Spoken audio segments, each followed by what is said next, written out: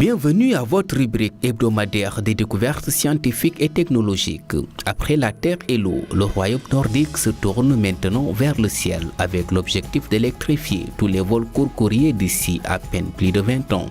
À l'échelle globale, on estime généralement à environ 5% la contribution du transport aérien au réchauffement climatique via ses émissions de CO2 et d'autres substances, oxyde d'azote, vapeur d'eau.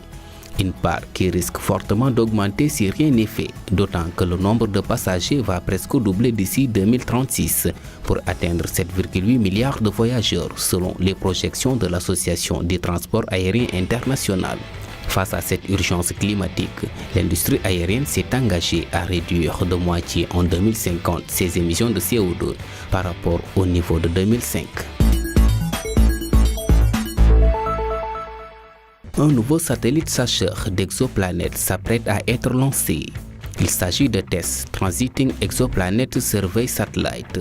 Cette mission de la NASA a pour objectif d'étudier les exoplanètes par transit. Elle s'inscrit dans la continuité de Kepler et prépare le terrain pour l'Observatoire spatial James Webb, le successeur d'Hubble, dont le lancement est maintenant prévu en 2020. TESS doit être lancé le 16 avril 2018. Il décollera du centre spatial Kennedy de la NASA à bord d'un lanceur Falcon 9 de SpaceX. TESS fait le pari de découvrir des planètes intéressantes du point de vue de l'exobiologie, comme le souligne George Ricker du Massachusetts Institute of Technology et chercheur principal de la mission. Lorsqu'une planète passe devant son étoile, la luminosité apparente de l'étoile baisse légèrement car une petite fraction de sa surface est cachée temporairement. L'analyse de la courbe de luminosité permet alors d'obtenir des renseignements sur les planètes telles que la masse et la densité. Si Kepler a découvert quelques 2600 exoplanètes confirmées situées autour d'étoiles entre 300 et 3000 années-lumière de la Terre, TESS devrait en découvrir bien plus. C'est peut-être une avancée significative dans la lutte contre le cancer. Un test sanguin expérimenté par des chercheurs américains et australiens a permis de détecter de manière précoce plusieurs cas de maladie avant l'apparition des symptômes. 7 cancers sur 10 dépistés en moyenne.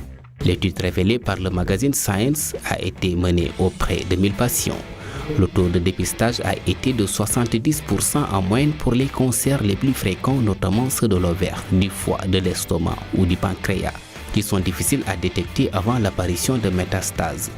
D'autres études sur un échantillon beaucoup plus large doivent être réalisées avant une éventuelle commercialisation de ce test sanguin qui donne l'espoir d'améliorer les chances de guérison et de sauver des vies.